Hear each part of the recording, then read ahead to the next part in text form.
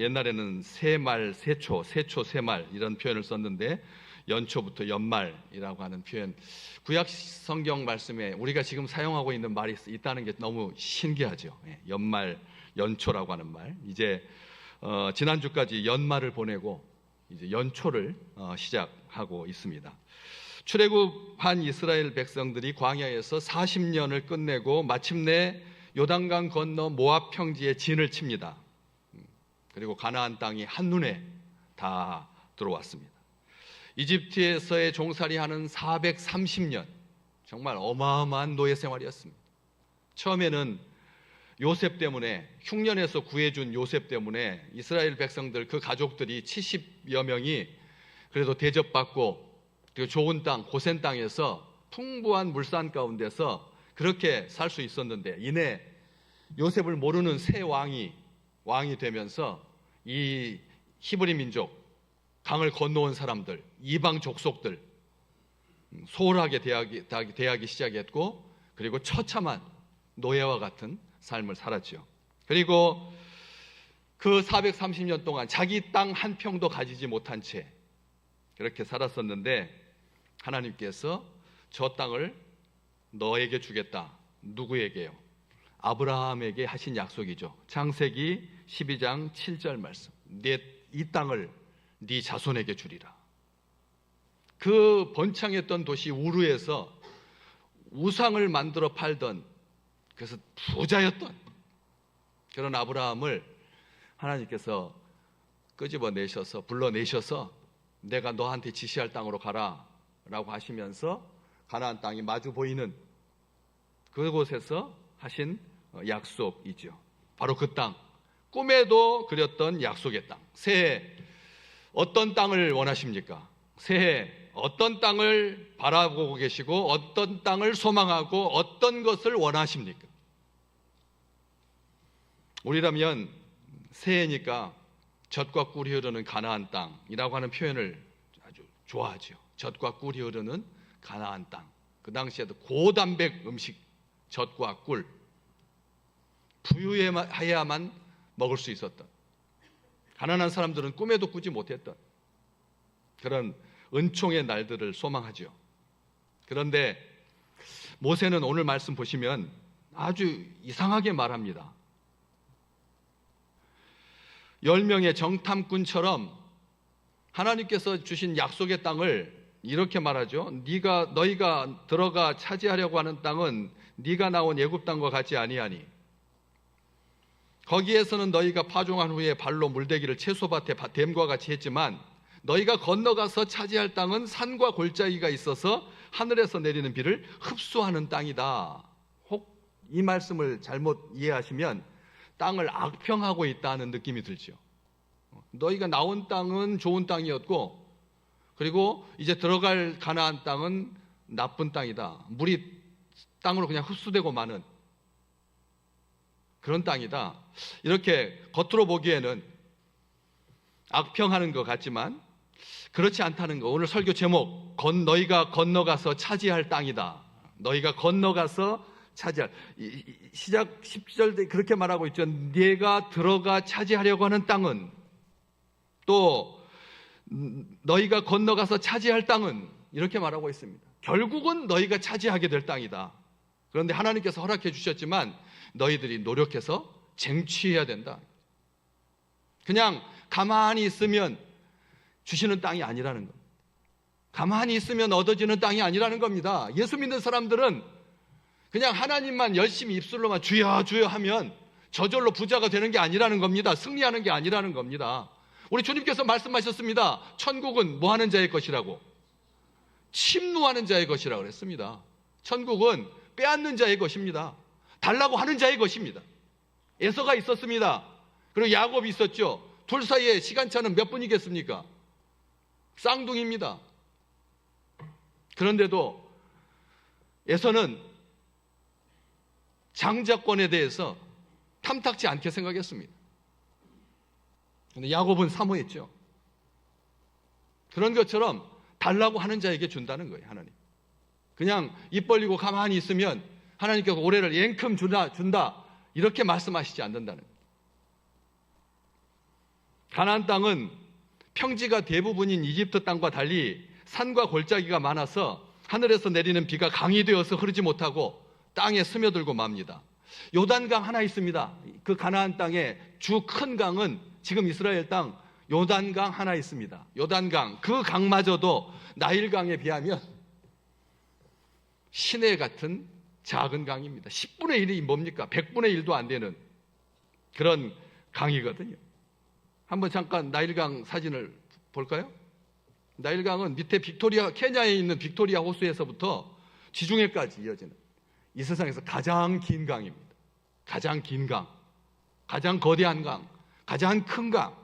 이디오피아에서 나온 물은 깨끗해서 청나일이라고 부르고, 케냐서부터 시작한 발원한 그 물은 깨끗하지 못해서 하얀 석회암이 섞여 있어서 백나일이라고 부르죠.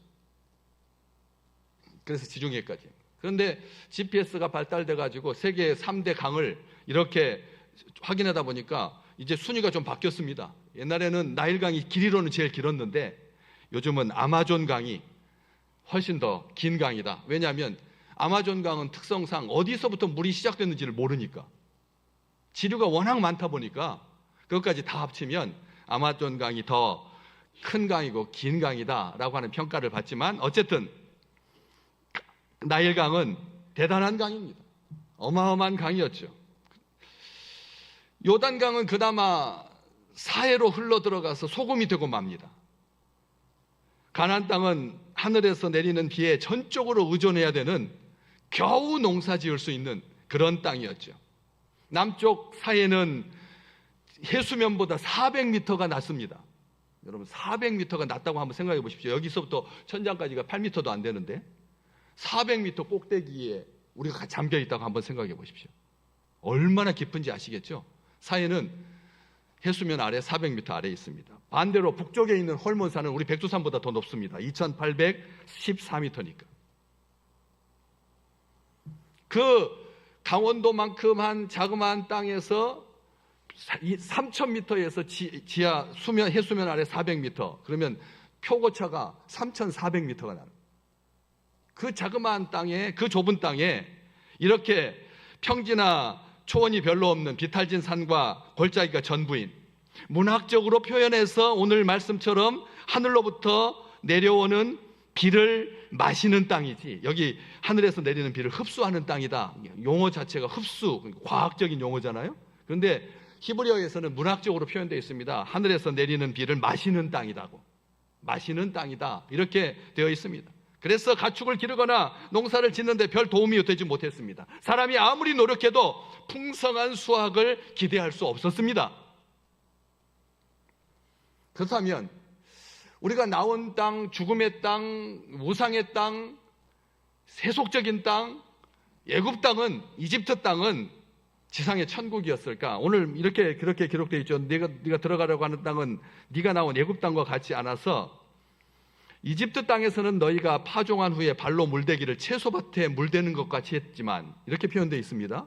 우리가 생각할 때 파종한 후에 발로 물을 댄다라고 하는 표현도 우리가 안 쓰는 표현이고, 그리고 채소밭에 물대는 것이 쉽다, 이런 표현일까? 한번 생각해 보십시오. 채소밭에 물대는 것이 쉽던가요?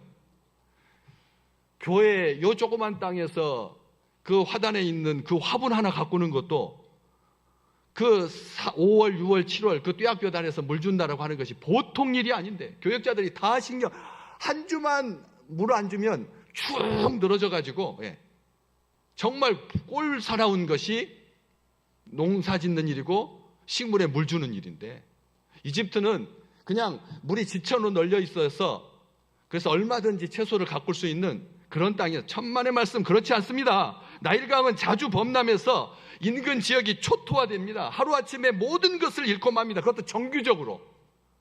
우리는 뭐 30년 만에 50년 만에 뭐 큰 홍수가 났다라고 하는데, 나일강은 그냥 매 정기적으로 범람합니다.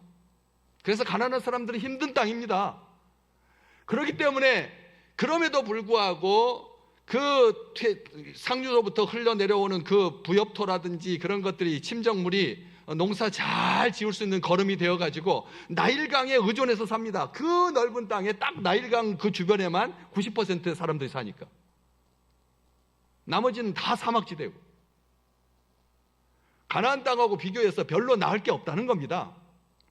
사람들이 말하기를 엉망이 된 그 땅에 다시 경계를 측정하기 위해서 측량술과 기하학, 역학, 수학 이런 것들이 발전해서 고대 문명의 꽃을 피웠다 그렇게 생각하지만 실상은 나일강도 이집트도 마찬가지라는 거예요. 비가 많지 않아서 비가 잘 오지 않아서 나일 삼각주 외에는 물을 구하기가 어려워서 발로 수차를 왜냐하면 그 나일강 주변에 있는 밭에다가 그 식물을 가꾸기 위해서는 이게 수차를 동원해 가지고 나일강에서 끌어올려 발로 아시잖아요. 그 두레박을 달려 있는 그 풍차를 굴려야지만 발로 물대야지만 겨우 채소밭에 물을 댈 수 있는 그런 땅이었다는 거지. 그래서 그것을 발로 물대기라고 표현한 겁니다. 이집트에서는 채소밭에 물대듯이 쉽게 된 것이 아니라 온 정성을 다해서 물을 끌어올릴 수 있는 기술이 있어야 되고 자본이 있어야지만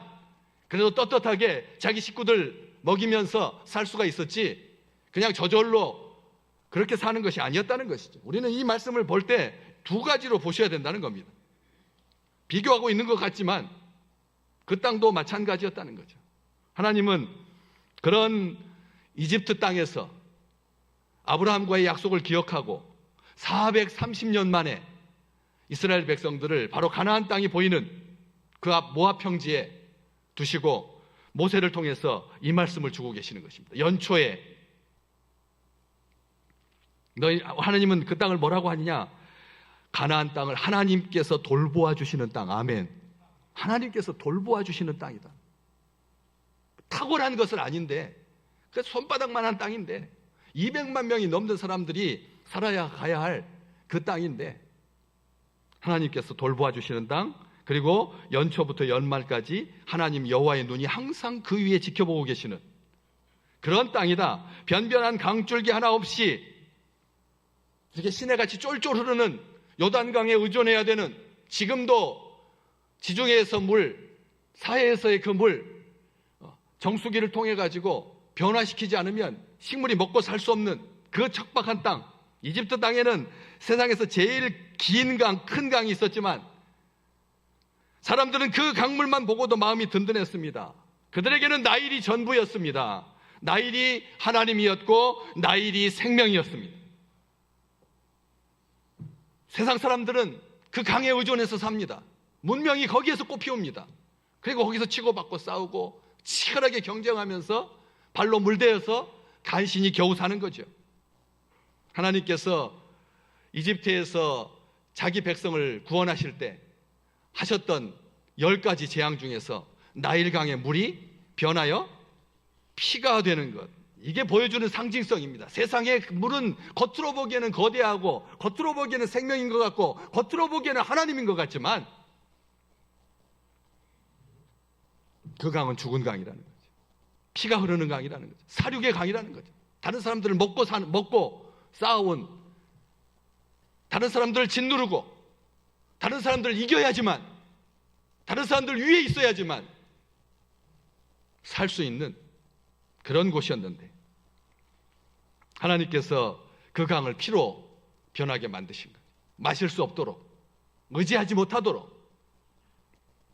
가나안 땅은 물을 저장할 수 없는 땅입니다. 하나님께서 그때그때 농사에 필요한 비를 내려주시지 않으면 농사를 지을 수 없는 땅입니다. 이른 비와 늦은 비가 적당한 때에 내리는 것이 중요한 땅입니다. 염려와 걱정과 근심으로 일구어야 하는 땅이지만 우리가 지금 살고 있는 이 세상, 지난주 뉴스 보셨습니까? 세계 그 무력 중에, 군사력 중에 우리가 영국, 프랑스 다 따로 떨어뜨리고 5위가 되었습니다. 5위. 미국, 러시아, 중국, 인도, 그 다음이 우리 한국입니다. 그런데 여러분 마음이 든든하십니까? 염려와 걱정과 근심으로 일구어야만 하는 땅이라는 겁니다. 땀 흘리며 수고해야지만 그 소산을 먹을 수 있는 땅이라는 거죠. 강대국들이 집어 삼킬 듯이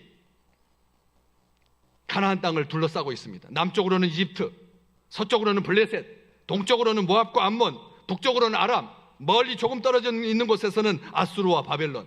다시 말하면 도망갈 곳 없는 천혜의 요새라는 거죠. 도망갈 곳 없는 갇힌 땅. 하나님의 도움이 없이는 농사를 지을 수도 없을 뿐만 아니라 어찌어찌해서 겨우 농사를 지어놓고 하나님께서 눈동자와 같이 보살펴 주시지 않으면, 지켜주시지 않으면 모든 것을 다 잃고 마는 땅이 바로 가나안 땅. 그게 은혜의 땅인 겁니다. 하나님이 보호해 주시고 하나님께서 돌봐 주시지 않으면 살 수 없는 땅이 믿음의 땅이고, 그 땅이 하나님께서 우리에게 허락해 주신 땅이다. 사람의 능력과 지혜가 도무지 통하지 않는 땅, 어느 것 하나 하나님의 도우심 없이는 살 수 없는 땅, 철저하게 사람이 아니라 하나님만을 의지하는 새해가 되시기를 주님의 이름으로 축복합니다. 하나님만 의지하라는 거죠. 사람 의지할 거 없다는 거죠. 사람 보지 말라는 겁니다. 연줄, 지역세. 하나님께서 왜 이 아름다운 민족을 이렇게 척박한 땅으로 들여보내실까?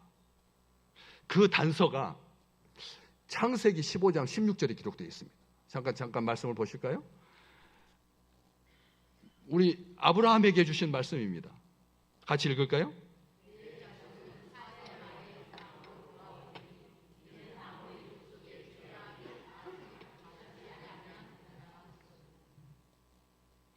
이스라엘 백성들이, 아브라함의 후손들이 몇 년 동안 이집트 땅에 갔었다가 4대 만에 400년 만에 나오게 될 텐데, 이유가 하나다.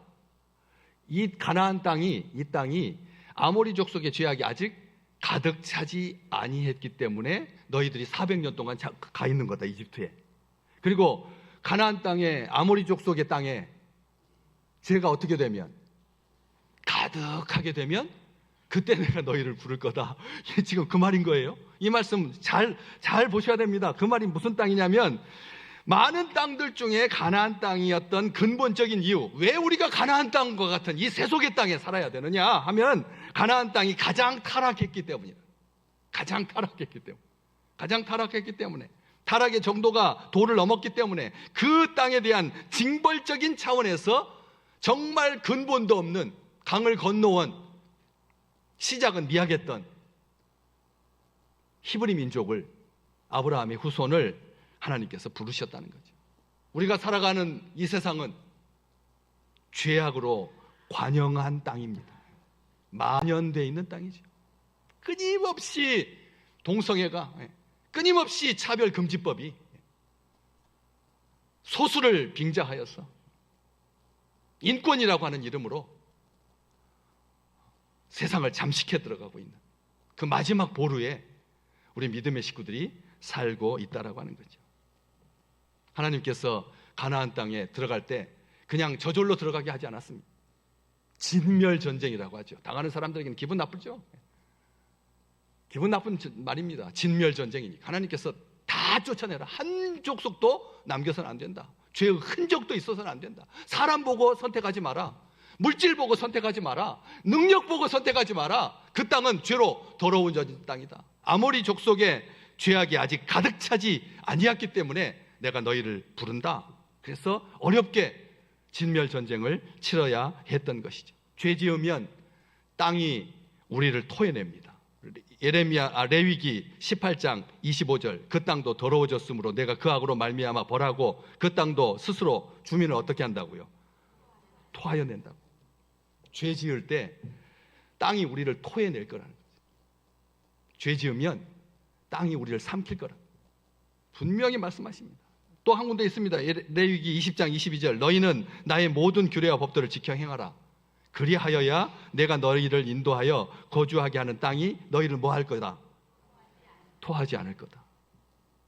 가나안 땅은 죄 지으면 토해내는 땅이다. 이집트에서는 냅뒀습니다. 하나님. 이렇게 살든 저렇게 하든 많은 우상을 섬기든 상관하지 않으셨습니다. 그러나 가나안 땅에서는 하나님의 백성들이 죄 짓지 않아야 된다는 거죠. 풍요와 번영과 사람이 목적이 아니라는 거죠. 인생을 의지해서는 안 된다라고 하는 거죠.